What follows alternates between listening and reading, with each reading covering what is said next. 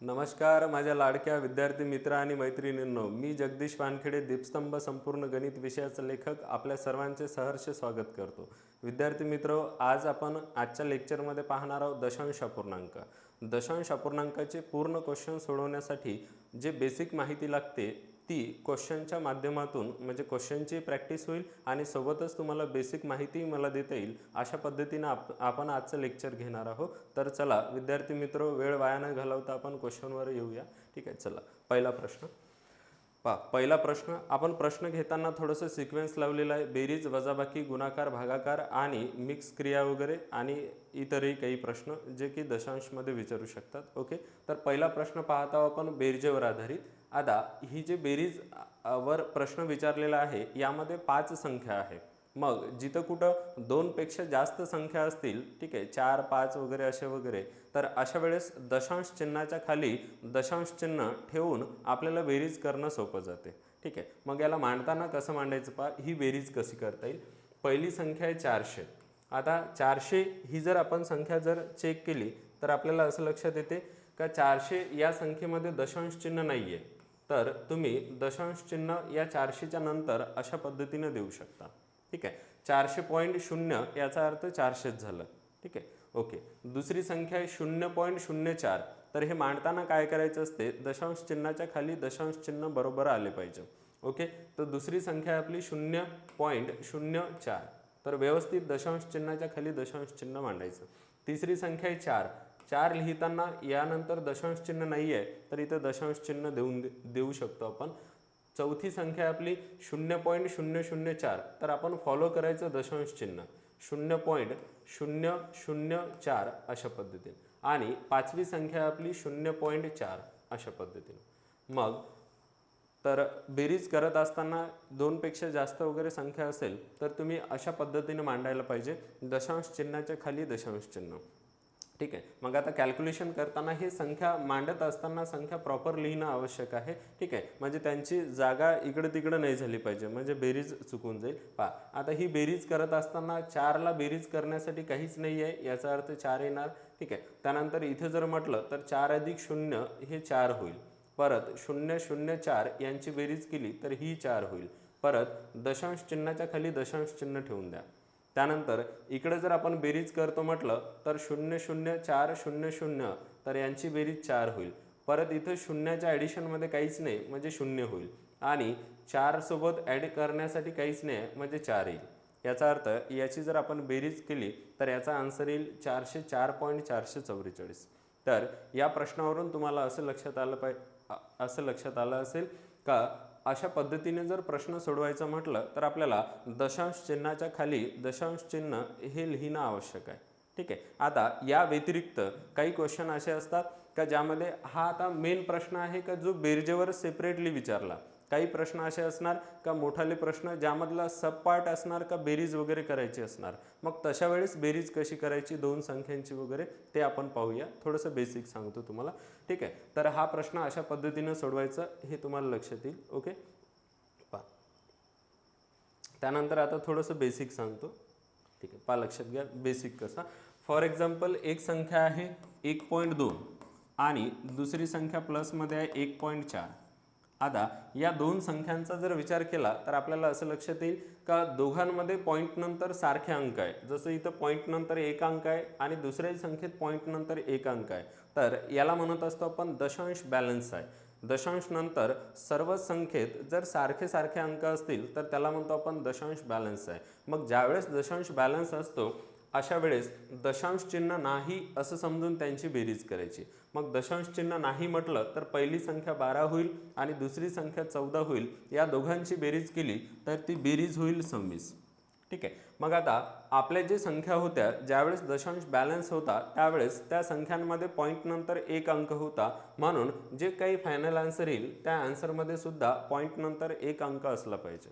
ठीक आहे, हे झाली क्रिया कोणती का ज्याच्यामध्ये दशांश ऑलरेडी बॅलन्स आहे.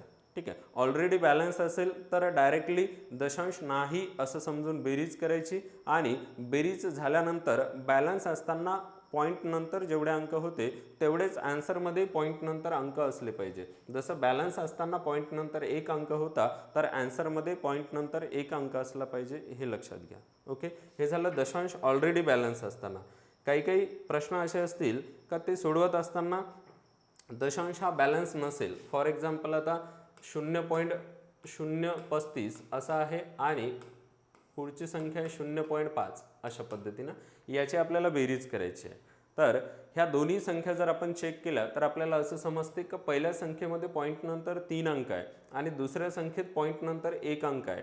ठीक आहे, मग याचा अर्थ इथं दशांश बॅलन्स नाही आहे. मग इथं दशांश हा आपल्याला बॅलन्स करावा लागते. तर मोठाले प्रश्न सोडवत असताना एकदा जर बेसिक कन्सेप्ट क्लिअर झाले तर माइंडमध्येच कॅल्क्युलेशन होते का दशांश बॅलन्स कसा व्हायला पाहिजे आणि त्यानुसार कॅल्क्युलेशन वगैरे कशी व्हायला पाहिजे.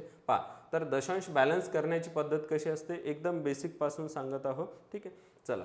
तर पहिल्या संख्येत पॉईंट नंतर 3 अंक आहे, दुसऱ्या संख्येत पॉईंट नंतर 1 अंक आहे. तर आपण बघायचं असते का पॉईंट नंतर जास्त अंक किती आहे. तर जसं पॉईंट नंतर जास्तीत जास्त अंक 3 आहे तर प्रत्येक संख्येत पॉईंट नंतर 3 अंक असले पाहिजे. ठीक आहे, आता इथं 3 आहे, इथं 1 आहे. मग दशांश बॅलन्स करायचं म्हटलं तर जिथले 3 अंक आहे जिथं तिथले 2 अंक काढू दे बा आणि पॉईंट नंतर दोन्ही ठिकाणी 1 अंक करतो. तर अशा पद्धतीने नाही करू शकत. तर दशांश नंतरचे अंक आपण कमी नाही करू शकत पण बॅलन्स करताना वाढवू शकतो. जसं इथं 0.5 आहे म्हणजे पॉईंट नंतर 1 अंक आहे, यावर 2 अंकांची कमी आहे तर तुम्ही 2 शून्य टाकू शकता. अशा पद्धतीने हा आता झाला दशांश बॅलन्स. मग दशांश बॅलन्स झाल्यानंतर आपली जी पद्धत आहे का दशांश नाही असं समजून त्यांची बेरीज करायची. मग दशांश नाही म्हटलं तर पहिली संख्या 35 होईल आणि दुसरी संख्या 500 होईल. मग 35 आणि 500 या दोघांची बेरीज केली तर ही होईल 535. अशा पद्धतीने या दोन्हीमधले आपण जर दशांश चिन्ह काढले तर पहिली संख्या 35 अशी दिसणार आणि दुसरी 500 अशी दिसणार. दोघांची बेरीज केली तर ती होईल 535. मग फायनल आन्सर लिहिताना काय करायचं, पॉईंट नंतर इथं बॅलन्स करताना 3 अंक ठेवले होते तर फायनल आन्सर लिहिताना सुद्धा पॉईंट नंतर 3 अंक असले पाहिजे. तर याचा आन्सर येईल 0.535 अशा पद्धतीने. क्लिअर होतंय सर्वांना? ओके, चला पुढचा प्रश्न पाहू आपण. पुढचा जो प्रश्न आहे त्या प्रश्नामध्ये आपल्याला 0.005 आणि 0.001 अशा पद्धतीने दिलं. तर दशांश बॅलन्स कुठं कुठं करायचं हे पहिले समजलं पाहिजे. आपल्या जे बेसिक क्रिया आहे बेरीज आहे, वजाबाकी आहे, गुणाकार आहे आणि भागाकार आहे.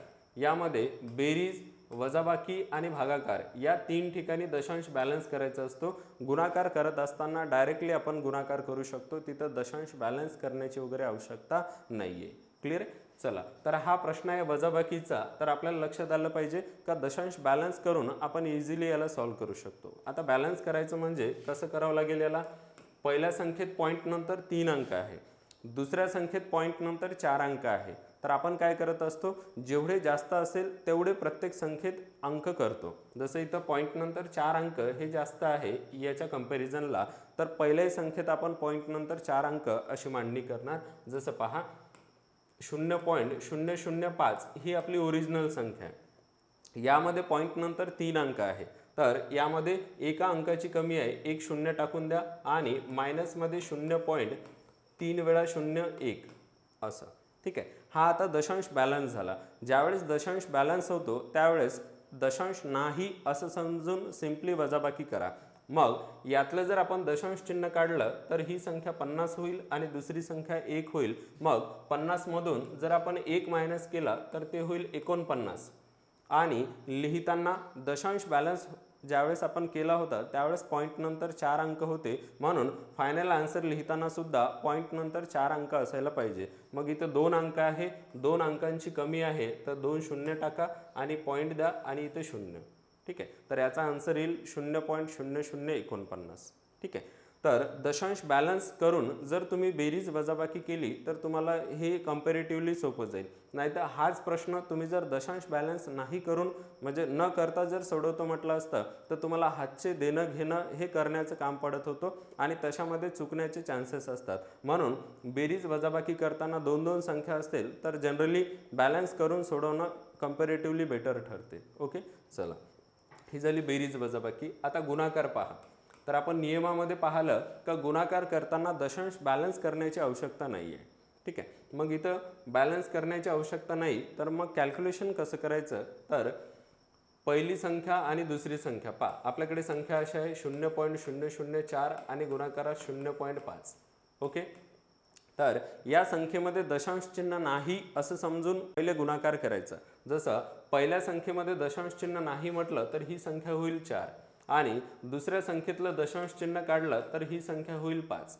ठीक आहे, मग 4 आणि 5 या दोघांचा अगोदर गुणाकार करा, म्हणजेच दशांश चिन्ह नाही असं समजून अगोदर गुणाकार करायचा, मग 4×5 होईल 20. ठीक आहे, मग आता फायनल आन्सर लिहिताना काय करायचं, पहिल्या संख्येमध्ये पॉईंट नंतर 3 अंक आहे, दुसऱ्या संख्येत पॉईंट नंतर 1 अंक आहे, तर 3 आणि 1 हे मिळून 4 अंक झाले. म्हणून जे आपण फायनल आन्सर लिहिणार त्या आन्सरमध्ये सुद्धा पॉईंट नंतर 4 अंक पाहिजे. म्हणून 20 लिहिताना 4 अंक सोडून पॉईंट, तर 2 अंक आहे आपल्याकडे, 2 शून्य द्या आणि इथं पॉईंट द्या आणि हे 0, म्हणजे पॉईंट नंतर 4 अंक झाले. मग याच्याशी मॅच होणारा आपल्याला ऑप्शन बघायचं होतं 0.0020. ठीक आहे, तर 4×5 20 होईल आणि 4 अंक सोडून पॉईंट दिलं तर 0.0020 अशा पद्धतीनं. ठीक आहे, तर ऑप्शन नंबर 2 हे आपला आन्सर असेल. क्लिअर आहे, क्लिअर झालं. ठीक आहे, गुणाकाराचा आणखी एक एक्झाम्पल घेतलं तुम्हाला समजण्यासाठी. पहा, तर हे जे गुणाकार करत असताना आपण काय करणार, आता दशांश चिन्ह नाही असं समजून गुणाकार करणार. दशांश चिन्ह नाही म्हटलं तर पहिली संख्या ही 3 होईल. ठीक आहे, इथं दशांश चिन्ह ऑलरेडीच नाही आहे, तिसरी संख्या सुद्धा दशांश चिन्ह काढलं तर 3 होईल. मग यांचा गुणाकार करू, 3 गुणाकारात 30, 90, 90 गुणाकारात 3 केलं तर हे होईल 270. ठीक आहे, म्हणजे इथे जर पॉईंट वगैरे नसता तर 270 आलं असतं. मग आता पॉईंटचा काय रोल आहे, तर पॉईंट नंतर पहिल्या संख्येत 1 अंक होता. ठीक आहे, आणि तिसऱ्या संख्येत 3 अंक होते, याचा अर्थ 1 आणि 3 हे दोन्ही मिळून 4 झाले. तर फायनल आन्सर लिहिताना 4 अंक सोडून पॉईंट द्यायचं अशा पद्धतीने. मग 0.0270. ठीक आहे, मग आता 0.0270. काही विद्यार्थी इथं फसतात, त्यांनी फक्त असं ऐकून असते का पॉईंट नंतर पहिल्या संख्येत 1 अंक आणि इकडे 3 अंक असं जर म्हटलं तर आन्सरमध्ये पॉईंट नंतर 4 अंक पाहिजे बा. ठीक आहे, मग इथं पॉईंट नंतर 4 अंक आहे, पण ही संख्या आणि ही संख्या वेगळी आहे. इथं पॉईंट नंतर 2 शून्य, इथे 1 शून्य आहे, पण या ऑप्शनमध्ये 2 शून्य आहे. ठीक आहे, तर ही जर संख्या असेल तर असा जो शेवटचा शून्य असतो, हा शून्य तुम्ही लिहिला नाही लिहिला तरी चालत असतो. ठीक आहे, पॉईंट नंतर अंक येत असतील, त्या अंकानंतर शून्य येत असेल आणि शून्यानंतर परत जर अंक नसतील तर अशा शून्यांना किंमत नसते. म्हणून हा शून्य तुम्ही काढला तरी चालते. तर याच्याशी मॅच होणारा ऑप्शन असणार ऑप्शन नंबर 4. ठीक आहे, तर अशा पद्धतीनं तुम्ही गुणाकार वगैरे करू शकता. तर गुणाकारामध्ये आपण काय शिकलो, का दशांश नाही असं समजून गुणाकार करणे आणि जो काही फायनल गुणाकार येईल ते लिहित असताना आन्सर दशांश नंतरचे एकूण म्हणजे सर्व संख्येतील अंक पॉईंट नंतरचे किती होतात तेवढे काउंट करून फायनल आन्सर लिहिताना तेवढे अंक सोडून पॉईंट द्यायचं. क्लिअर आहे, तर हा झाला बेसिक एक पहिला मुद्दा. दुसरं पाहू आपण सेकंड.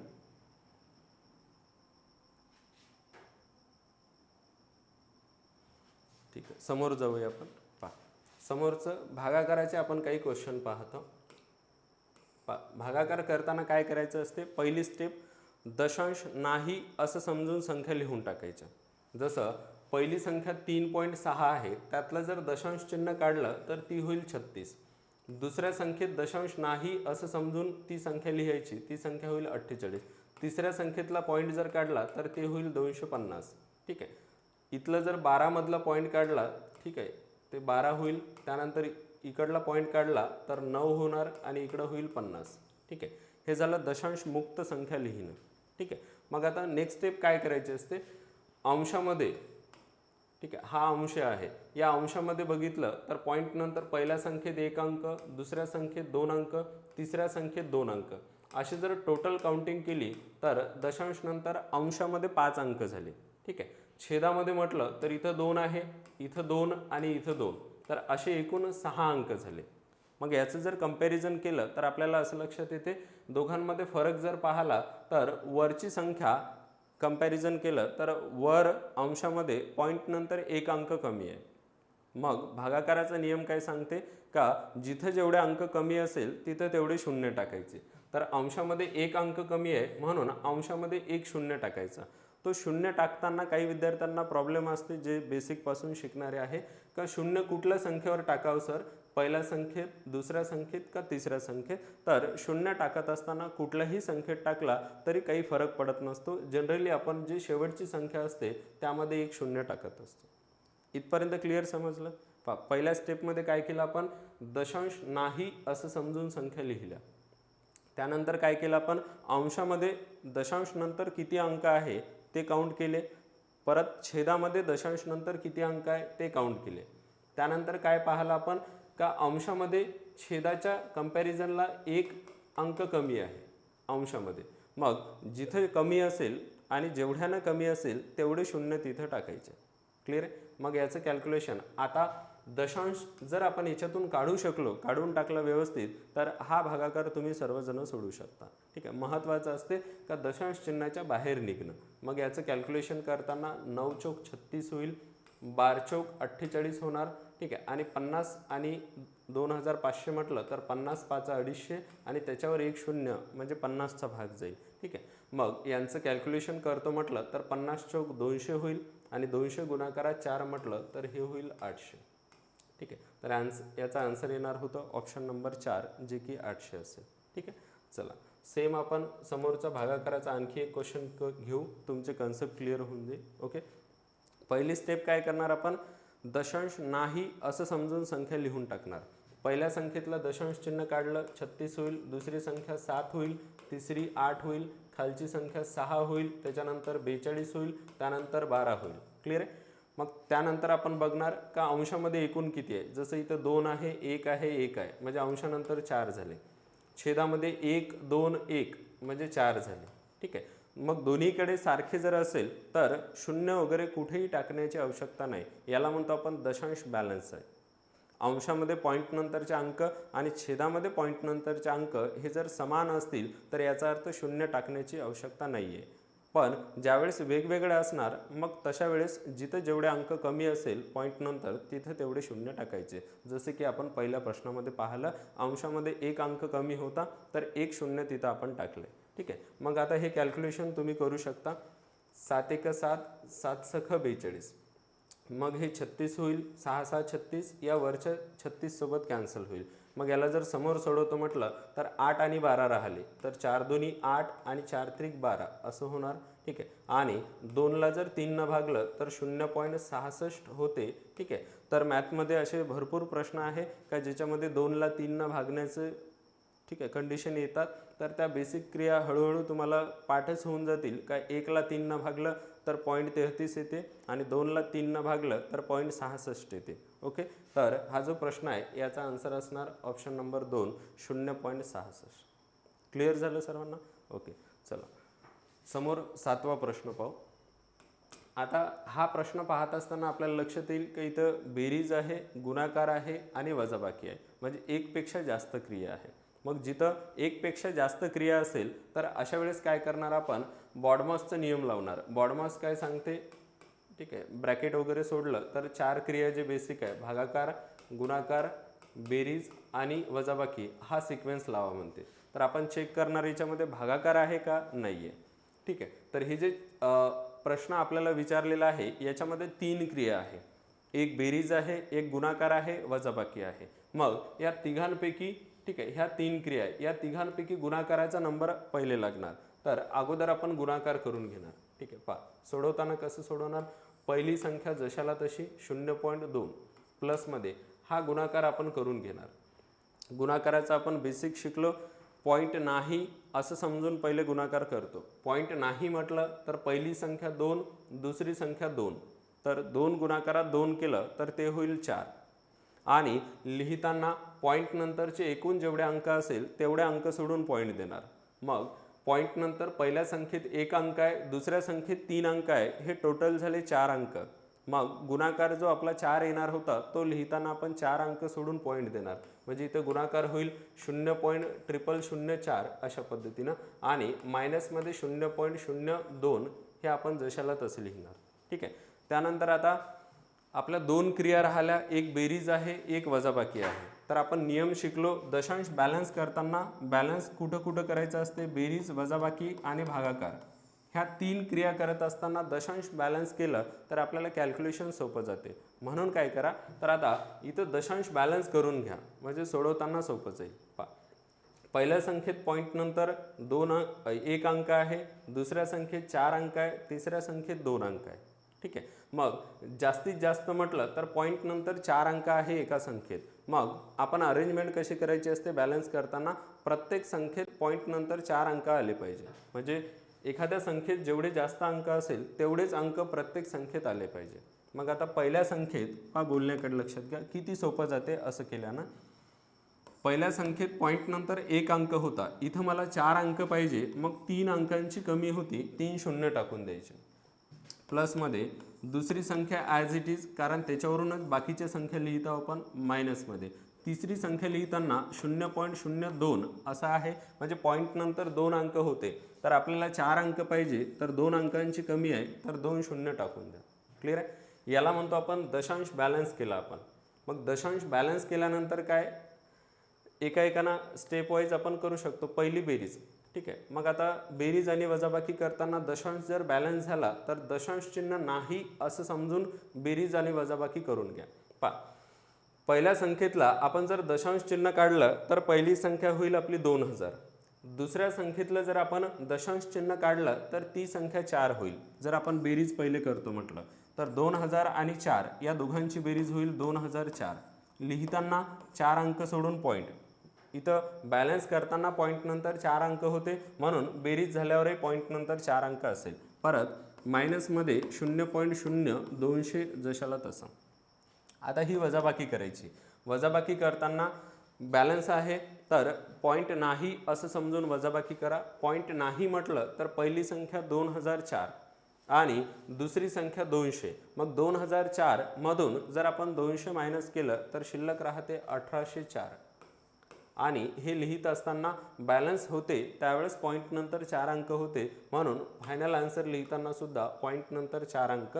तर हा जो प्रश्न आहे याचा आन्सर यायला पाहिजे 0.1804, जे की आपलं ऑप्शन नंबर 2 हे आन्सर असणार.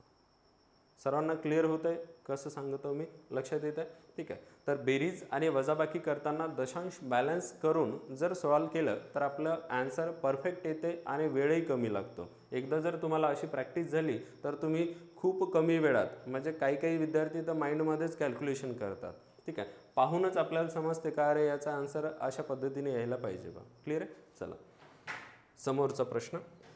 0.0000216 इक्वल टू क्वेश्चन मार्क असं दिलेलं आहे. ठीक आहे.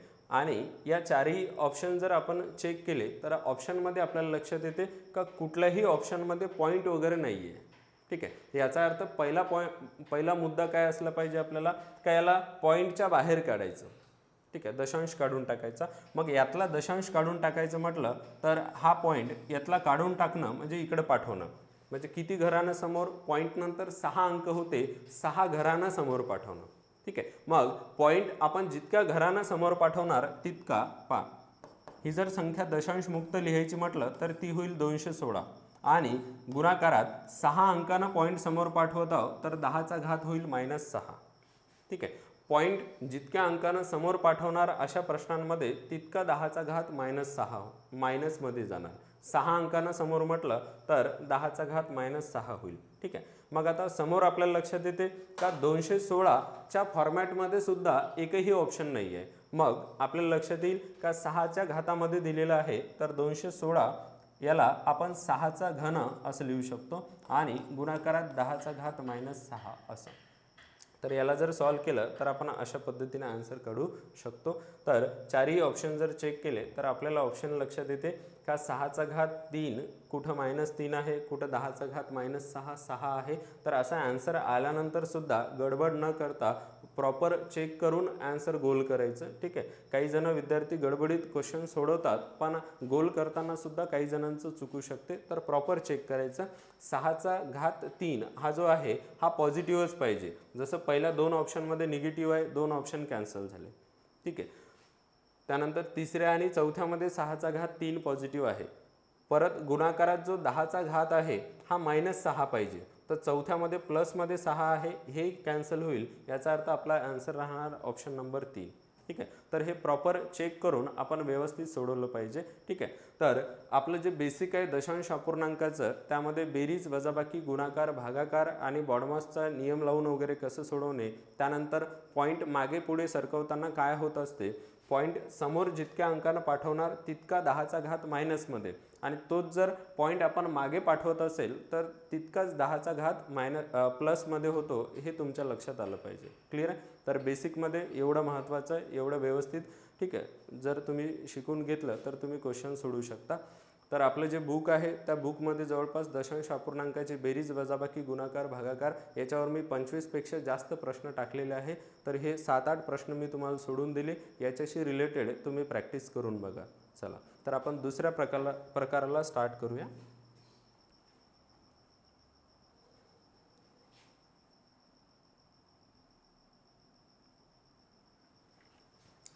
समोरचा प्रकार, मागच्याच लेक्चरमध्ये आपलं जे व्यवहारी अपूर्णांकाचं लेक्चर झालं त्यामध्ये आपण पाहिलं होतं का व्यवहारी अपूर्णांकाचे जे बैजिक राशीच्या सूत्रांवर आधारित उदाहरणं असतात ते शिकवताना मी तुम्हाला हेही सांगितलं होतं की पुढचा जो चॅप्टर आहे आपला दशांश अपूर्णांक, त्याही चॅप्टरमध्ये त्यावर आधारित प्रश्न विचारतात, ते व्यवस्थित पाठ करून घ्यायचे. ठीक आहे, सूत्र वगैरे. ओके, चला, तर आता हे सोडवण्याची पद्धत कशी, बऱ्याच जणांना या अशा प्रश्नांमध्ये प्रॉब्लेम वगैरे जाते. हे एकदम इझिली आहे, तुम्ही जर थोडंसं मेहनत घेतली, चांगलं लक्ष दिलं, व्यवस्थित समजून घेण्याचा प्रयत्न केला तर बैजिक राशीच्या सूत्रावर जे काही प्रश्न असतील ते सर्वचे सर्व प्रश्न तुम्ही एकदम व्यवस्थितरित्या सोडवू शकता आणि पूर्णपैकी पूर्ण मार्क अशा प्रश्नांमध्ये घेऊ शकता. ओके, कसं सोडवायचं, पहिल्यांदा मी प्रश्न जशाल तसा लिहितो.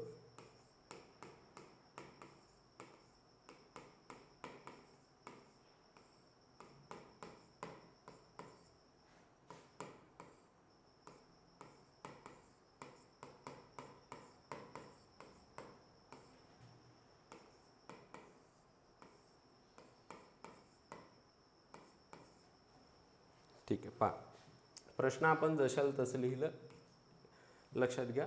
तर तुम्हाला हा प्रश्न पाहून, म्हणजे आता वर जर चेक केलं 1.93 गुणाकारात 1.93, प्लसमध्ये 1.93 गुणाकारात 4.14, परत 2.07 गुणाकारात 2.07, हे अरेंजमेंट पाहूनच लक्षात आलं पाहिजे का दशांश अपूर्णांकात जनरली की जास्त कॅल्क्युलेशनवर आधारित प्रश्न विचारत नाही, कारण त्यांना कॅल्क्युलेशन चेक करण्यासाठी भरपूर चॅप्टर आहे ज्याच्यामध्ये तुमचं कॅल्क्युलेशनचं नॉलेज ते चेक करू शकतात. हा जो चॅप्टर आहे याच्यामध्ये प्युअरली त्यांना चेक करायचं आहे की तुम्हाला दशांश अपूर्णांकाचं नॉलेज किती आहे, तो दशांश अपूर्णांक तुम्हाला किती चांगल्यानं समजला ते चेक करण्यासाठी हे प्रश्न असतात. मग प्रश्न पाहून लक्षात आलं पाहिजे का एवढा गुणाकार वगैरे नाही करायला लावणार आपल्याला, मग याच्यामध्ये काहीतरी लॉजिक असणार. तर याच्यामध्ये लॉजिक काय आहे का हा सूत्रावर आधारित प्रश्न आहे, बैजिक राशीचे जे सूत्र आहे त्याच्यावर आधारित प्रश्न आहे. ठीक आहे, लक्षात घ्या. याच्यामध्ये काही बेसिक आहे, 2-3 बेसिक गोष्टी माझ्या व्यवस्थित समजून घ्या, ते जर समजलं तुम्हाला तर असे प्रश्न तुम्ही इझिली सॉल्व्ह करू शकता. कोणत्या, ठीक आहे, ज्यावेळेस वर्गाचा फॉर्म्युला असणार, ठीक आहे, तो सिंगल साईडला लागत असतो. ठीक आहे, वर्गाचा म्हणजे कोणता, a+b² a-b² a² - b², हे झाले वर्गाचे फॉर्म्युले. ठीक आहे, तो सिंगल साईडला लागतो. सिंगल साईडला म्हणजे काय, एकतर अंशामध्ये किंवा छेदामध्ये असं सेपरेटली लागतो, दोन्ही मिळून नाही लागत. आणि जर घनाचा फॉर्म्युला असेल तर घनाचा फॉर्म्युला हा डबल साईडला लागत असतो, हे लक्षात ठेवा. ठीक आहे, मला काय म्हणायचं आहे तुम्हाला थोडंसं डिटेलमध्ये सांगतो. जसं आता हा अंश आहे आणि हा छेद आहे, तर इथं वर्गाचा फॉर्म्युला लागणार, तुम्हाला कळेलच समोर मी सांगताना. ठीक आहे, वर वर्गाचा फॉर्म्युला लागणार. तर वर्गाचा फॉर्म्युला लागताना अंश आणि छेद असा मिळून नाही लागणार, तर फक्त हा वन साईडला लागतो, म्हणजे वर्गाचा फॉर्म्युला सिंगल साईडला म्हणजे न्यूमरेटरलाच लागेल फक्त. क्लिअर आहे, हे पहिला प्रश्न आहे म्हणून थोडंसं डिटेल सांगत आहोत. ठीक आहे, दुसरी गोष्ट, हा प्रश्न सोडवताना आपण काय करायचं असते, मग आता अंशामध्येच हा जर फॉर्म्युला लागत असेल तर आपण चेक करायचं असते का अंशामध्ये वेगवेगळ्या किती संख्या आहे. ठीक आहे, जसं अंशामध्ये चेक करत असताना मला लक्षात येत आहे का 1.93 आहे. ठीक आहे, त्यानंतर दुसरी 4.14 आहे आणि तिसरी 2.07 आहे. मग आपण जे फॉर्म्युले शिकलो मागच्या चॅप्टरमध्ये 7 फॉर्म्युले आपण शिकलो, त्या 7ही फॉर्म्युल्यामध्ये ए आणि बी च्या व्यतिरिक्त लेटर नव्हतं, याचा अर्थ 2च अक्षर होते. ठीक आहे, म्हणजे याचा अर्थ 2 संख्या आपल्याला फॉर्म्युल्यानुसार पाहिजे. मग इथं तर 3 आहे. ठीक आहे, मग आपलं ए आणि बी हे कन्फर्म कसं करायचं, कोणता ए कोणता बी. ठीक आहे, तर पहा लक्षात घ्या, ह्या 3 संख्या आहेत वर. याच्यामध्ये चेक करताना काय चेक करायचं की रिपीटेड जे संख्या येणाऱ्या आहेत ते असतात आपल्या ए आणि बी. जसं पहा 1.93 3 वेळा आलेलं आहे. ठीक आहे, आणि 2.07 हे 2 वेळा आलेलं आहे. तर जे रिपीटेड येणाऱ्या संख्या असणार ते असते आपलं ए आणि बी. ठीक आहे, मग रिपीटेड 1.93 आणि 2.07 हे 2 येत आहे, हे असणार ए आणि बी. मग यातही कोणाला ए आणि कोणाला बी घ्यायचं, तर कसं करायचं, जे प्रश्नामध्ये सुरुवातीला येणार त्याला म्हणायचं ए. तर इथं ए असणार 1.93 आणि जे प्रश्नामध्ये नंतर येणार त्याला घ्यायचं बी 2.07. ठीक आहे, तर आता ए आणि बी हे कन्फर्म करून झालं. आता राहिला प्रश्न का हे 4.14 म्हणजे काय आहे. तर 4.14 हे काय असू शकते, तर दशांश अपूर्णांकाचे आत्तापर्यंत मागच्या 10 वर्षात जेवढेही प्रश्न आलेत त्या पूर्ण प्रश्नांचं ऑब्झर्वेशन करून मला काही गोष्टी कळल्या. पहा लक्षात घ्या, ही जे तिसरी संख्या असते हे एकतर ए ची दुप्पट असते किंवा बी ची दुप्पट असते किंवा ए बीचा गुणाकार असतो. या 3 पैकीच ही एक कंडिशन वापरून ती संख्या बनलेली असते. ठीक आहे, आणि हे विद्यार्थ्यांना कन्फ्युजन करण्यासाठी हे केलेलं असते. पहा, मग आपण चेक करू. ए आहे आपल्याकडे 1.93, त्याची दुप्पट आहे का. 1.93 ची दुप्पट जर केली तर एवढी नाही होणार. क्लिअर आहे, म्हणजे ए ची दुप्पट नाही आहे. त्यानंतर बी आहे 2.07, त्याची जर दुप्पट केली तर ती होते 4.14. तर इथं आपल्याला समजलं पाहिजे का 4.14 हे जे प्रश्नामध्ये टाकलेलं आहे ते 2.07 याची दुप्पट आहे. तुम्ही दशांश अपूर्णांकाचे सर्व प्रश्न पहा, तुम्हाला ह्या 3 कंडिशनपैकीच एक कंडिशन म्हणजे उरलेली संख्या असते आपली तिसरी संख्या, तुम्हाला कॉमन ऑब्झर्वेशन मिळेल. ठीक आहे, मग पहा याच प्रश्नाला तुम्हाला बेसिक. ठीक आहे, पहिलाच प्रश्न आहे म्हणून हळूहळू सांगतो. हा प्रश्न आपण शॉर्टकटही सोडवू शकतो. ठीक आहे, पहा लक्षात घ्या.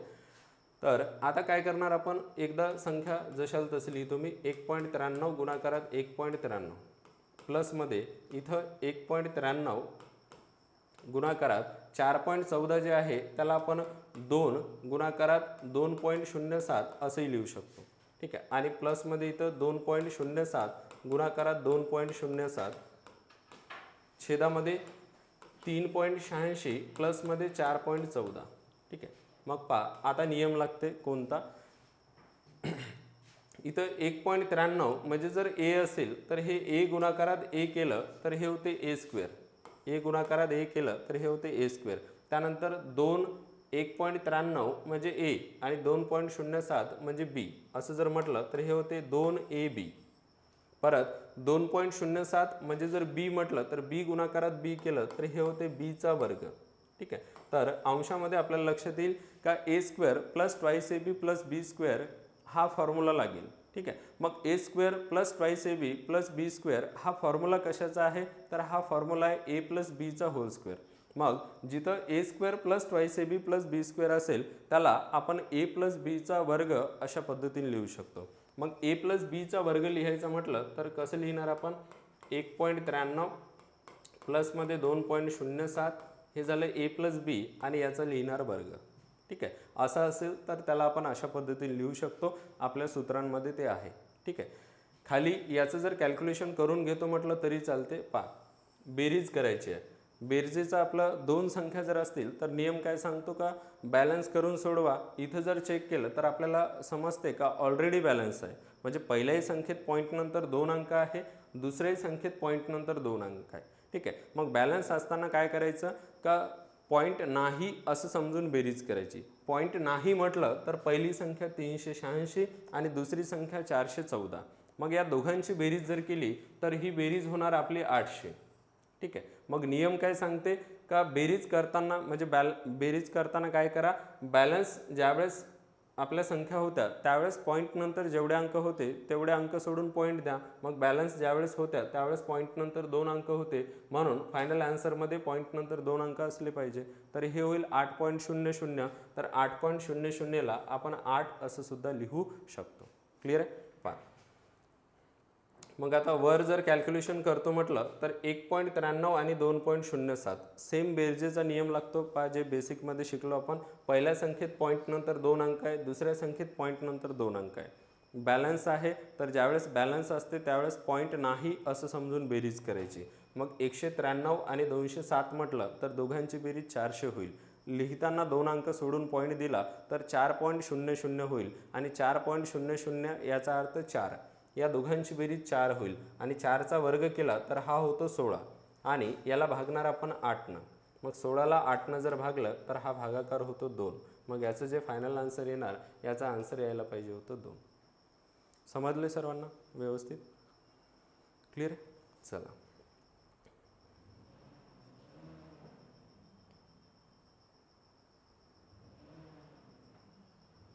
ओके, पा आपण दुसरा प्रश्न पाहू जो की घनावर आधारित आहे. ठीक आहे. या घनामध्ये जर म्हटलं तर तुम्हाला आत्ताच बेसिकमध्ये सांगितलं का 2 साईड मिळून म्हणजे अंश आणि छेद मिळून नियम लागत असतो. ठीक आहे. मग आता दोन्ही साईड मिळून चेक करायच्या का वेगवेगळ्या किती संख्या आहे. मग इथे जर चेक केलं तर मला एक संख्या 0.5 दिसत आहे, एक संख्या 0.6 दिसत आहे, एक संख्या 0.3 दिसत आहे. ठीक आहे. अशा वेगवेगळ्या मला 3 संख्या दिसत आहे. तर या 3 संख्येमध्ये व्यवस्थित जर ऑब्झर्वेशन केलं तर मला असं समजते का 0.5 ही रिपीट होणारी संख्या आहे, 0.6 ही सुद्धा रिपीट होणारी संख्या आहे. मग ज्या रिपीट होणाऱ्या संख्या असतील ते असते माझं ए आणि बी. हे तुम्हाला पहिले लक्षात आलं पाहिजे.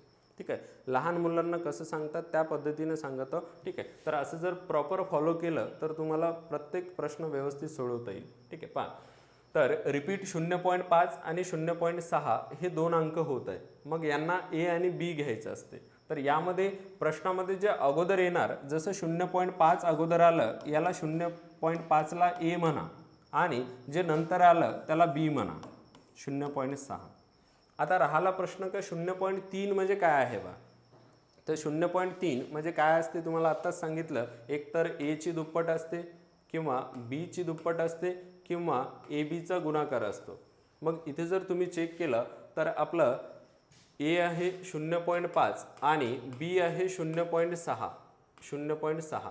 मग या दोघांचा गुणाकार जर करतो म्हटलं, याला ए म्हटलं आणि याला बी, ए बीचा गुणाकार जर करतो म्हटलं तर पॉईंट नाही असं समजून आपण गुणाकार करणार. मग 5 आणि 6 या दोघांचा गुणाकार होईल 30. 30 लिहिताना पहिल्या संख्येत पॉईंट नंतर 1 अंक, दुसऱ्या संख्येत 1 अंक, असे मिळून झाले 2 अंक. तर 2 अंक सोडून इथं पॉईंट देणार आपण.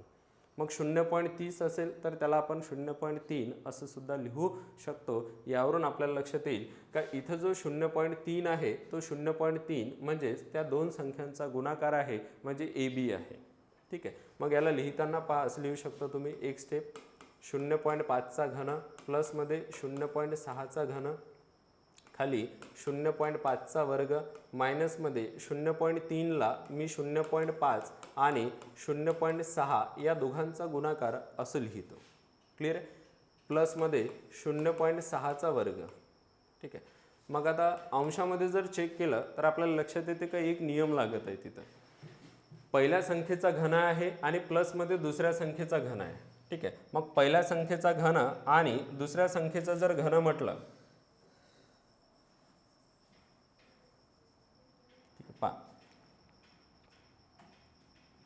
पहिल्या संख्येचा घन आणि दुसऱ्या संख्येचा घन म्हटलं तर हा फॉर्म्युला होतो ए चा घन प्लस बी चा घन.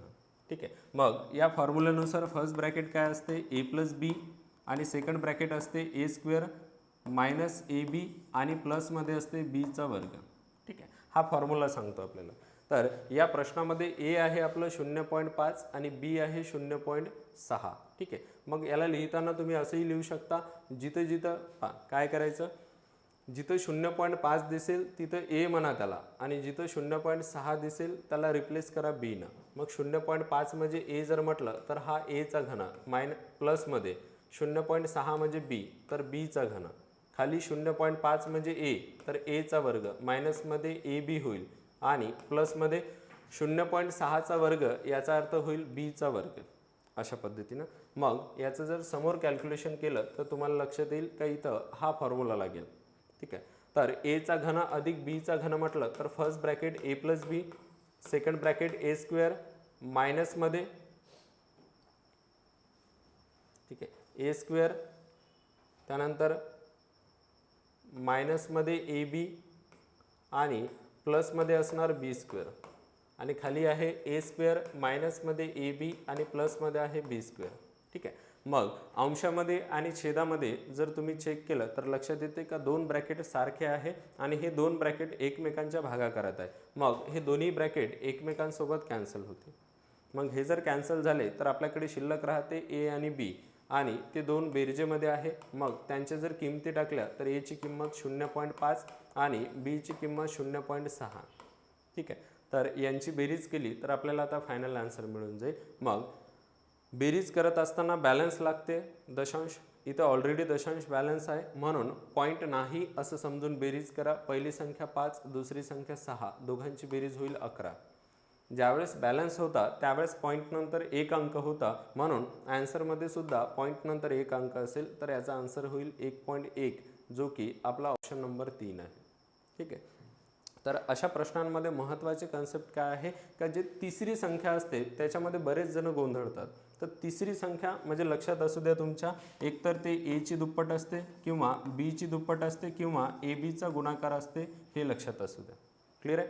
एवढं जर समजलं तर तुम्ही या प्रकारचे सर्व प्रश्न सोडवू शकता.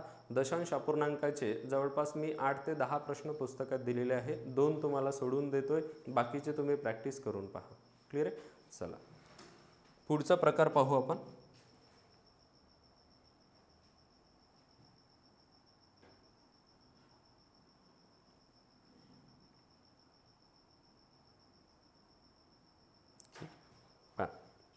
पुढचा आपला प्रकार आहे आवर्ती दशांश अपूर्णांक. ठीक आहे. आवर्ती दशांश अपूर्णांक. तर सुरुवातीला बेसिक सांगतो थोडंसं का आवर्ती दशांश अपूर्णांकाची म्हणजे कधी येत असतो बा आवर्ती दशांश अपूर्णांक, नेमकं काय असते थोडंसं एक आढावा सांगतो बेसिक पा. जसं फॉर एक्झाम्पल 10 ही संख्या आहे, आपण या 10ला 3 न भागत आहोत. ठीक आहे. तर भागाकार, ठीक आहे, तुम्हाला करून दाखवतो, लक्षात घ्या. 10ला आपण 3 न भागत आहोत तर काय होईल, 3चा भाग जाईल, 3 त्रिक 9 येणार, बाकी उरणार 1. ठीक आहे. या 1ला भाग जात नाही म्हणून आपण काय करतो, वर पॉईंट देतो, खाली एक शून्य घेतो, इथं 10 होतील. मग परत 3 त्रिक किती होणार, 9 होईल, बाकी 1 उरणार. आता पॉईंट दिलेला आहे तर शून्य आपण घेऊ शकतो, तर परत 3 त्रिक 9 होईल, बाकी 1 उरणार. परत शून्य घेऊ शकतो, 3 त्रिक 9 होईल, बाकी 1 उरणार. तर आता हा भागाकार कंटिन्यू होणार आहे. ठीक आहे. तर आपल्याला थांबावं लागेल, हा भागाकार काही थांबणारा नाही आहे. ठीक आहे. तर हा कंटिन्यू असंच चालू राहील, म्हणजे एक शून्य घेणार, 3चा भाग जाणार, परत 1 बाकी उरणार, असं वगैरे येत राहील. ठीक आहे. मग आता आवर्ती दशांश अपूर्णांकामध्ये काय होते का पॉईंट नंतर एखादा अंक रिपीट होतो किंवा 2 अंक रिपीट होतात किंवा 3 अंक रिपीट होतात, अशा पद्धतीनं असते. ठीक आहे. मग आता हे कंटिन्यूमध्ये आहे. आता हे होतं व्यवहारी अपूर्णांक, 3.333 असं लिहिणं हे झालं दशांशमध्ये, हा झाला आपला व्यवहारी, हा झाला दशांश. आता याला आवर्तीमध्ये लिहायचं म्हटलं तर याची पद्धत कशी असते, 3 पॉईंटमध्ये कोणता अंक रिपीट होता, इथं 3 हा अंक रिपीट होत आहे, मग 3 या अंकावर बार द्यायचा. ठीक आहे. मग एखाद्या अंकावर बार देणं याचा अर्थ काय असतो का तो अंक रिपीटमध्ये किंवा तो कंटिन्यूमध्ये चालू आहे, हा त्याचा मिनिंग असतो. ठीक आहे. मग असं लिहून आपण त्याला स्टॉप करू शकतो. क्लिअर आहे. हे झालं व्यवहारी अपूर्णांकाचं दशांश अपूर्णांकात, दशांश अपूर्णांकाचं आवर्तीमध्ये रूपांतर.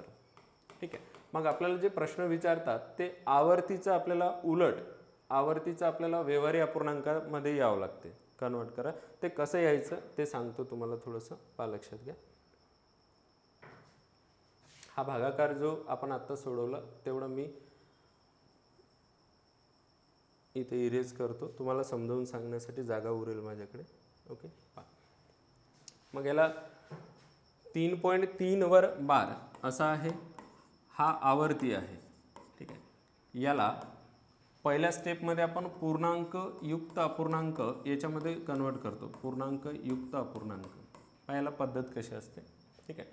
पॉईंटच्या अगोदरचा जो काही अंक असणार, जसं पॉईंटच्या अगोदर इथं 3 आहे, ती होते आपली पूर्णांक संख्या. पॉईंटच्या अगोदरचा जो अंक असणार ते असते पूर्णांक संख्या, जसं इथं 3 लिहिणार. ठीक आहे. त्यानंतर आपण बघतो का पॉईंटच्या नंतर इकडे चेक करतो आपण. तर पॉईंटच्या नंतर पाहत आहोत मी पाहत आहोत का 3 कशावर बार आहे बा. तर मला लक्षात आलं का 3 या अंकावर बार आहे. मग ज्या अंकावर बार असणार तो अंक लिहिणार मी अंशामध्ये. ज्या अंकावर बार असणार तो अंक लिहिणार अंशामध्ये. ठीक आहे. मग समोरचा मुद्दा असतो का किती अंकांवर बार आहे. तर इथं एका अंकावर बार आहे म्हणून छेद लिहिताना एक वेळा 9 लिहायचं. ठीक आहे. तर छेद लिहिताना आपण काय करतो, जेवढ्या अंकांवर बार असेल तेवढ्या वेळा 9 लिहितो. ठीक आहे. पहा एकदा रिपीट सांगतो, सर्वांनी प्रॉपर लक्षात घ्या. पॉईंटच्या अगोदर 3 आहे तर पॉईंटच्या अगोदर जे असणार ती असणार आपली पूर्णांक संख्या. क्लिअर आहे. त्याच्यानंतर पॉईंटच्या नंतर आपण बघणार. ठीक आहे. तर कशावर बार आहे, 3 वर. ज्या अंकावर बार असतो तो होतो आपला अंश. जसं इथं 3 वर बार होता तर 3 टाकणार आपण अंशामध्ये. त्यानंतर बघणार का किती आकड्यांवर बार आहे. जसं इथं एका आकड्यावर बार आहे म्हणून छेद लिहिताना एक वेळा 9. ठीक आहे. मग याला जर समोर सोडवतो म्हटलं तर आपल्याला लक्षात येईल का पूर्णांकयुक्त अपूर्णांकाचं व्यवहारी अपूर्णांकात रूपांतर कसं करायचं हे मागच्या चॅप्टरमध्ये आपण शिकलो. एकदा परत सांगतो पहा. 9 आणि 3 या दोघांचा गुणाकार होईल 27 आणि +3 केलं तर वर होणार 30. ठीक आहे. आणि खाली 9 जशाला तसं. 9 त्रिक 27 +3 म्हणजे 30 वर आणि खाली छेद ॲज इट इज. मग 30ला जर 9 न भागलं तर लक्षात येईल 3 न भाग जातो. 3 10 30 आणि 3 त्रिक 9 म्हणजे आपलं जे ओरिजिनल होतं 10/3 तेच पा परत आपल्याला मिळालं. क्लिअर आहे. तर व्यवहारी अपूर्णांकाचं आवर्ती दशांश अपूर्णांकात हे रूपांतर करता आलं पाहिजे तुम्हाला. आणि आवर्ती दशांश अपूर्णांक दिला असेल तर त्याचं व्यवहारी अपूर्णांकात रूपांतर असं सुद्धा तुम्हाला करता आलं पाहिजे. क्लिअर आहे. पहा आणखी काही नियम सांगतो ज्याच्यामुळं तुम्हाला सोडवत असताना सोपं जाईल. पहा कसं एक पाहू आपण.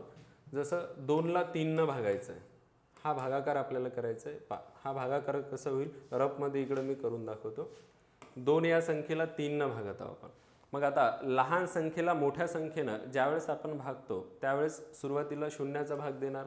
ठीक आहे. पॉईंट देणार, इथे एक शून्य घेणार. क्लिअर आहे. मग 3 न जर भाग देतो म्हटलं तर 3 सख इथं होईल 18, बाकी उरणार 2. मग या 2ला परत 3 न भाग जात नाही. मग आपण काय करणार, इथं शून्य घेणार 20. परत 3 सख 18 होईल, बाकी उरणार 2. ठीक आहे. परत या 2ला भाग जात नाही, एक शून्य घेणार, 3 सख 18, बाकी उरणार 2. तर हे कंटिन्यूमध्ये असं चालत राहील. क्लिअर आहे. म्हणजेच 2/3चं 0.666 असं कंटिन्यू राहील. तर म्हणून आपण 6 वर बार देणार अशा पद्धतीने होणार. मागचा एक प्रश्न पाहिला ज्याच्यामध्ये 2/3 होतं पहिल्या एका प्रकारामध्ये. मग त्याचा आन्सर आपण 0.66 असं लिहिलं होतं. नॉर्मल क्वेश्चन सोडवताना आपण पॉईंट नंतर 2 अंकापर्यंत लिहितो. मग आता हे कंटिन्यू मध्ये होतं, याला आपण त्याच्यावर बार देणार. क्लिअर आहे. पहा मला काय सांगायचं आहे. ठीक आहे. तुमचा पेपर सोडवत असताना प्रश्न सोडवत असताना थोडासा वेळ वाचेल या माहितीमुळं. पहा आता हे झालं आवर्ती दशांश अपूर्णांक. याचं जर पूर्णांकयुक्त अपूर्णांकात रूपांतर करायचं म्हटलं तर पॉईंटच्या अगोदरचा जो अंक असणार त्याला म्हणतो आपण पूर्णांक संख्या. जसं इथं पॉईंटच्या अगोदर 0 आहे ती झाली आपली पूर्णांक संख्या. ठीक आहे. त्यानंतर कशावर बार आहे. ठीक आहे. पॉईंट नंतर चेक करायचं कशावर बार आहे तर 6 वर बार आहे. तर ज्या अंकावर बार असणार तो असणार आपला अंश. ठीक आहे. इथं एका अंकावर बार आहे म्हणून छेदामध्ये येणार एक वेळा 9. ठीक आहे. हे झालं पूर्णांकयुक्त अपूर्णांक. आता याचं जर व्यवहारी अपूर्णांकात रूपांतर करायचं म्हटलं तर कसं होईल, 9 आणि 0 या दोघांचा गुणाकार. 9 गुणाकारात 0 म्हटलं तर 0 होईल. ठीक आहे. गडबडीत बरेच जण 9 गुणाकारात 0 9 करून टाकतात. तर लक्ष द्यायचं. 9 गुणाकारात 0 म्हटलं तर 0 होईल. 0 अधिक 6 केलं तर वर होईल 6 आणि छेदामध्ये 9. ठीक आहे. मग आता ही स्टेज आणि ही स्टेज ह्या 2 स्टेज जर ऑब्झर्व केलं तर आपल्याला लक्षात येते का याच्यावरून परत असंच येणार आहे. म्हणून हा जर पॉईंटच्या अगोदर 0 असेल तर हा 0 इथं नाही लिहिलं तरी चालतं. तुम्हाला समजत आहे मला काय करायचं आहे, काय म्हणायचं आहे. पॉईंटच्या अगोदर जर 0 असेल तर अशा वेळेस 0 नाही लिहिलं तरी चालतो. डायरेक्ट तुम्ही अंश आणि छेद असं लिहू शकता म्हणजे थोडंसं वेळ वाचेल तुमचा. ठीक आहे. तर 6/9 या 6/9ला परत 3 न भाग जातो. 3 न जर भाग दिला तर वर 3 दोन्ही 6 होईल आणि खाली 3 त्रिक 9 होईल. म्हणजेच आपलं जे ओरिजिनल होतं 2/3 ते परत आपल्याला मिळणार 2/3. क्लिअर आहे. अशा पद्धतीनं, ठीक आहे. तर हे व्यवहारी अपूर्णांकाचं आवर्ती दशांश अपूर्णांक आणि आवर्ती दशांश अपूर्णांकाचं परत व्यवहारी अपूर्णांकात कन्वर्ट कसं करायचं हे आपण थोडंसं बेसिक पाहिलं, ठीक आहे. तर याच्यामध्ये काही नियम आहे, आता ते आपण नियम शिकून घेऊ. मागचे जे 2018 आणि 2019 महापोर्टलनं एक्झाम घेतल्या होत्या, तर त्या एक्झाममध्ये प्रत्येकच पेपरमध्ये एक एक दोन दोन प्रश्न आवर्ती दशांश अपूर्णांकाचं व्यवहारी अपूर्णांकात रूपांतर करा अशा टाईपचे प्रश्न होते. ते प्रश्न शिकण्यासाठी, ते प्रश्न सोडवण्यासाठी ही माहिती शिकून घेणं खूप आवश्यक आहे. ओके, सोपं आहे, खूप सर्वांना समजेल, इझी आहे, ठीक आहे. पहा कसं, याचे नियम सांगतो. 0.5 वर बार होता, तर आता पॉईंटच्या अगोदर 0 असेल तर मी आत्ताच सांगितलं नाही लिहिलं तरी चालते, म्हणून आपण ते लिहिलं नाही, ठीक आहे. आता कशावर बार होता? 5 वर, तर ज्याच्यावर बार असेल ते लिहिणार आपण अंशामध्ये, तर अंशामध्ये लिहिलं आपण 5. त्यानंतर एका अंकावर बार होता, तर छेदामध्ये 1 वेळा 9, ठीक आहे. समजलं सर्वांना? ओके. आता दुसरं पहा, पॉईंटच्या अगोदर 0 आहे, तर 0 नाही लिहिलं तरी चालते, पण 0ला सोडून इतर जर अंक असेल तर असे अंक लिहिणं आवश्यक आहे. जसं 1 2 3 4 यापैकी कुठलाही अंक असेल तर तो अंक लिहिणं हे आवश्यक आहे, पण 0 असेल तर नाही लिहिलं तरी चालतं. मग दुसऱ्यामध्ये आपण चेक करत आहोत, कशावर बार आहे? इथं 67 वर बार आहे. मग ज्या संख्येवर बार असेल ती संख्या जाते अंशामध्ये. मग 67 वर बार आहे तर अंशामध्ये जाणार 67, ठीक आहे. मग इथं जर चेक केलं तर आपल्याला लक्षात येते का 2 आकड्यावर बार आहे, म्हणजे 6 वर आणि 7 वर अशा 2 अंकांवर, 2 आकड्यांवर बार आहे, म्हणून छेदामध्ये 2 वेळा 9 लिहिणार आपण, ठीक आहे. पहा, इथं एका आकड्यावर 9 बार होता तर आपण एकदा 9 लिहिला. इथं 2 आकड्यावर बार आहे तर 2 वेळा 9 लिहायचं, ठीक आहे. तिसरा पहा, इथं पॉईंटच्या अगोदर 0 आहे, लिहिण्याची आवश्यकता नाही. त्यानंतर बार आहे 123 वर, मग ज्याच्यावर बार असेल ते लिहिणार आपण अंशामध्ये, ठीक आहे. तर 123 या पूर्ण संख्येवर बार होता, तर ही पूर्ण संख्या लिहिली आपण अंशामध्ये, ठीक आहे. त्यानंतर इथं 3 आकड्यांवर बार आहे, 1 2 3 वर, म्हणून छेदामध्ये 3 वेळा 9, क्लिअर आहे. तर हे 3 बेसिक कन्सेप्ट आहे. त्यानंतरचे आता जे काही ॲडव्हान्स वगैरे प्रश्न विचारत आहे त्यासाठी आपल्याला पुढील 2 महत्त्वाचे आहे, ठीक आहे. पहा, लक्षात घ्या. हा जर आपण चौथा टाईप जर पाहतो म्हटलं तर आपल्याला लक्षात येते का काही आकड्यांवर बार आहे, काही आकड्यांवर बार नाही आहे. जसं इथं पॉईंट नंतर 4 वर बार नाही आहे आणि 5 6 वर बार आहे. मग असं असताना काय करायचं असते? पहा, लक्षात घ्या. पॉईंटच्या अगोदर 0 असेल तर 0 लिहिण्याची इथं गरज नाही, ठीक आहे, आपण ते नाही लिहिणार. त्याच्यानंतर पहा, पॉईंटच्या इकडली पूर्ण संख्या बघायची. पॉईंटच्या नंतर पूर्ण संख्या किती आहे? 456, तर 456 अगोदर लिहून टाकायचं, ठीक आहे. त्यानंतर पहा, कशावर बार नाही आहे? तर इथं 4 वर बार नाही. मग ज्या संख्येवर किंवा ज्या अंकावर बार नसणार तेवढं त्याच्यातून टोटलमधून मायनस करायचं. जसं इथं 4 वर बार नाही आहे म्हणून 4 मायनस करायचे. इथपर्यंत क्लिअर आहे? पहिले टोटल संख्या पॉईंट नंतरची लिहून टाकायची अगोदर, त्यानंतर 4 वर बार नाही आहे, ज्या अंकावर किंवा ज्या संख्येवर बार नसेल तेवढं मायनस करायचं. आता छेद लिहिताना पहा, छेद लिहिताना कसं, 2 आकड्यांवर बार आहे म्हणून 2 वेळा 9 लिहायचे. एका आकड्यावर बार नाही आहे म्हणून इथं 1 वेळा 0 लिहायचं, ठीक आहे. हे लक्षात असू द्या. जेवढ्या आकड्यांवर बार असेल तेवढे वेळा 9 लिहायचे आणि जेवढ्या आकड्यांवर बार नसेल तेवढे वेळा 0 लिहायचे, ठीक आहे. जसं 2 आकड्यांवर बार होतं, 2 वेळा 9, आणि एका आकड्यावर बार नाही आहे म्हणून 1 वेळा 0. मग याचं कॅल्क्युलेशन करतो म्हटलं तर 456 मायनस 4 केलं तर 452 आणि खाली 990. समोरही भाग जाते, पण आपण आता बेसिक पाहत आहोत म्हणून एवढंच सध्या महत्त्वाचं आहे, हे लक्षात घ्या. पुढचा पहा, 5वा टाईप.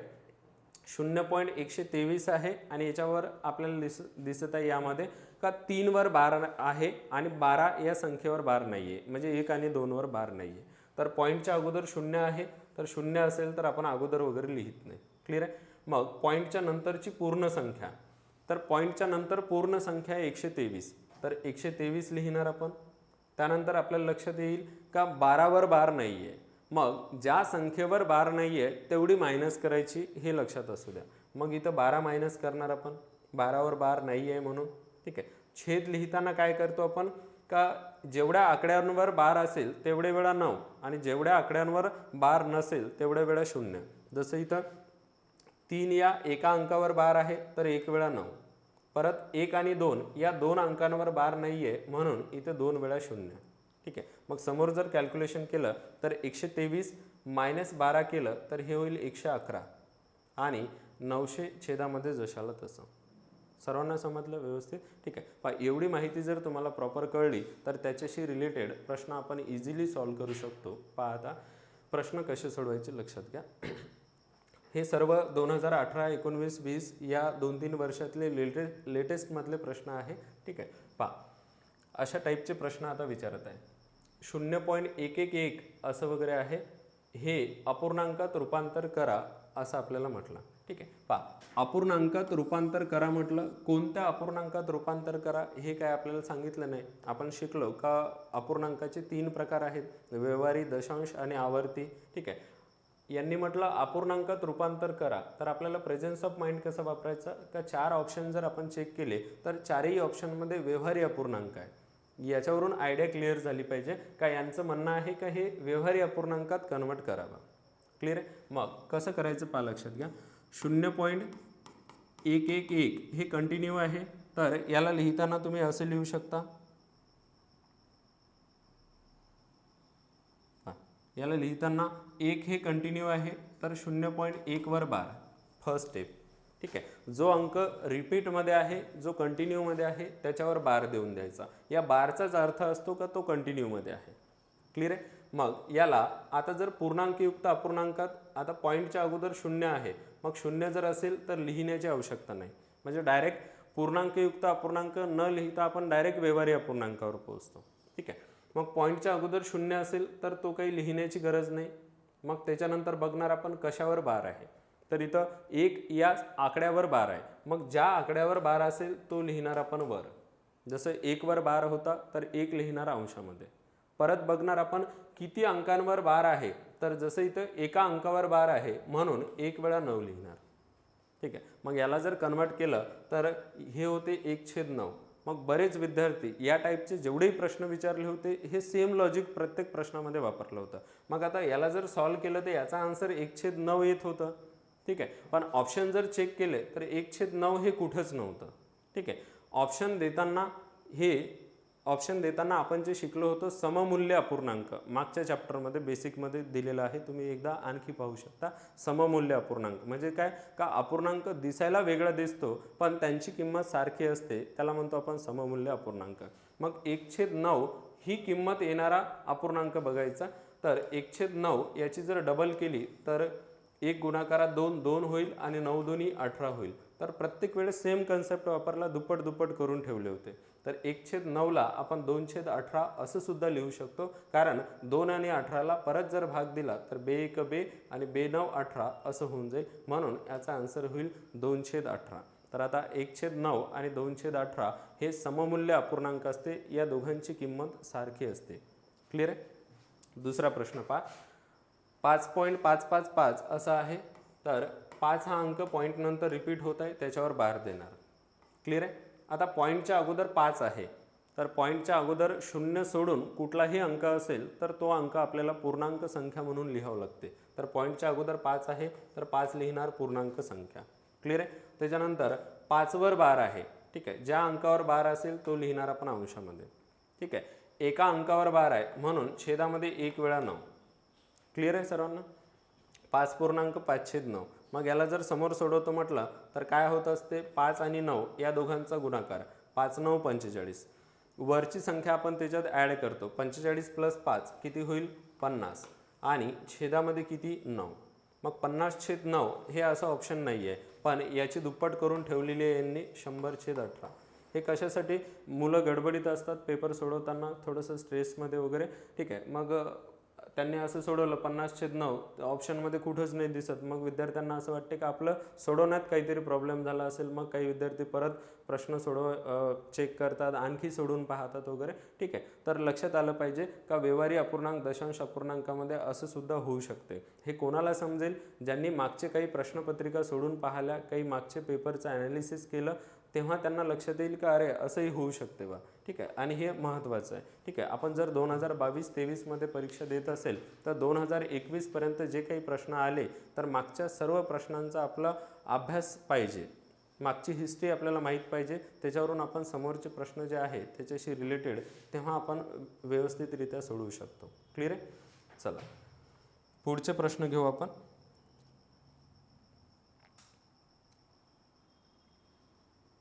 ओके, चला तिसरा प्रश्न पाहू. 2.222 असं वगैरे दिलेलं आहे, तर याला आपण 2 पॉईंट नंतर 2 हा अंक रिपीट होत आहे, तर 2 वर बार देणार. ठीक आहे, मग याला समोर लिहिताना आपण असं लिहू शकतो, पॉईंटच्या अगोदर 2 आहे ती झाली पूर्णांक संख्या, 2 वर बार आहे तो झाला अंश, आणि एका अंकावर बार आहे म्हणून 1 वेळा 9, तर 2.2/9. याला जर समोर सोडवतो म्हटलं तर 9 दोन्ही 18 प्लस 2 केलं तर 20 होईल, आणि छेदामध्ये 9 पा, तर 20/9 सुद्धा याच्यामध्ये नाही आहे, दुप्पट करून दिलेली आहे. 20 दोन्ही 40 होईल आणि 9 दोन्ही 18 होईल. ठीक आहे, तर प्रत्येक वेळेस सेम लॉजिक त्यांनी वापरलेलं आहे. तर 20/9ला आपण 40/18 असं सुद्धा लिहू शकतो, म्हणून आन्सर येणार आपलं 40/18. कारण इथे जर 2 भाग दिला तर 20 येईल वर आणि खाली येईल 9, म्हणजे जे की आपलं आन्सर येत होतं. क्लिअर आहे? चलो चौथा प्रश्न पहा. हा प्रश्न PSIला विचारला होता. प्रश्नामध्ये असं दिलंय 0.333 परत 0.666 अशा पद्धतीने वगैरे. मग याला जर सॉल्व करायचं म्हटलं तर आपण कसं सॉल्व करू शकतो? ठीक आहे, पहा काय रिपीट होतं याच्यामध्ये, 3 हा अंक पॉईंट नंतर रिपीट होत आहे, 3 वर बार द्या. ठीक आहे, गुणाकारात 6 अंक रिपीट होत आहे, 6 वर बार द्या. मग पॉईंटच्या अगोदर 0 असेल तर थोडंसं वेळ वाचतो आपला, डायरेक्टली लिहू शकतो आपण. 3 वर बार आहे, वर 3 ठेवा, खाली 1 वेळा 9, कारण एका आकड्यावर बार आहे. गुणाकारात वर 6 वर बार आहे, तर वर 6 आणि खाली एका अंकावर बार आहे म्हणून 1 वेळा 9. मग याचं जर कॅल्क्युलेशन करतो म्हटलं तर 3 सख गुणाकार असताना आपण काय करतो, अंशाचा अंशासोबत गुणाकार, छेदाचा छेदासोबत. इथं भाग वगैरे तुटते, पण भाग तोडा मग परतही कॅल्क्युलेशन करा, त्याच्यापेक्षा डायरेक्ट पहिले गुणाकार करून घेतला तर मग शेवटी आपण भाग देऊ शकतो.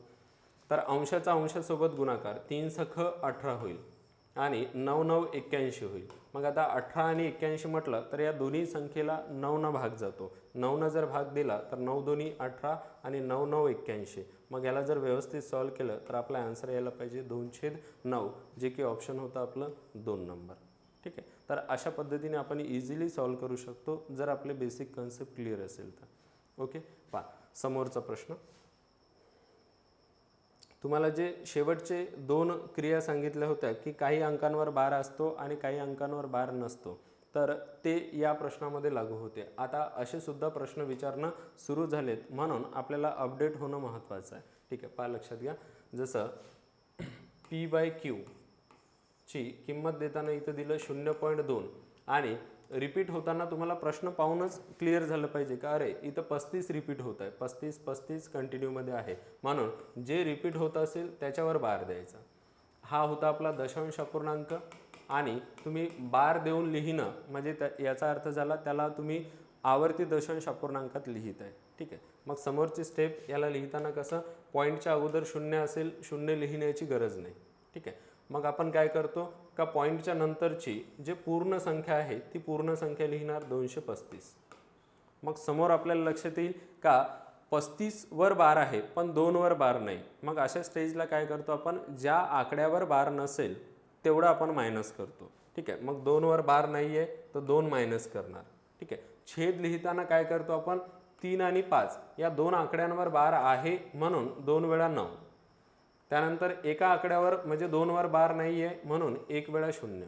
मग याला जर समोर सोडवतो म्हटलं तर 235 मायनस 2 केलं तर हे होणार 233 आणि खाली होणार 990. ठीक आहे, जे की आपलं P/Q आहे. ठीक आहे, हे P/Q आहे. मग अशा स्टेजला काय असते, मध्ये जर इक्वल टूचं चिन्ह असेल आणि दोन्ही बाजूला व्यवहारी अपूर्णांक असतील तर अशा वेळेस समोरासमोरील त्यांची किंमत असते. ठीक आहे, म्हणजे P ची किंमत इथे येईल आपली 233 आणि Q ची किंमत येणार 990 अशा पद्धतीनं. तर P ची किंमत 233 आणि Q ची किंमत 990. प्रॉपर व्यवस्थित चेक करायचं. पहा, P ची 233 आहे पण Q ची 900 आहे, तर हे रॉंग होईल. गडबडीत आन्सर गोल नाही करायचं, प्रॉपर चेक करूनच सोडवायचं. ठीक आहे, तर आन्सर होईल आपलं ऑप्शन नंबर 2, P म्हणजे 233 आणि Q म्हणजे 990. तर या टाईपनं व्यवस्थित जर अभ्यास केला तर तुम्ही व्यवस्थित पूर्ण मार्क घेऊ शकता या चॅप्टरमध्ये. आजच्या लेक्चरमध्ये आपण इथंच थांबूया. धन्यवाद.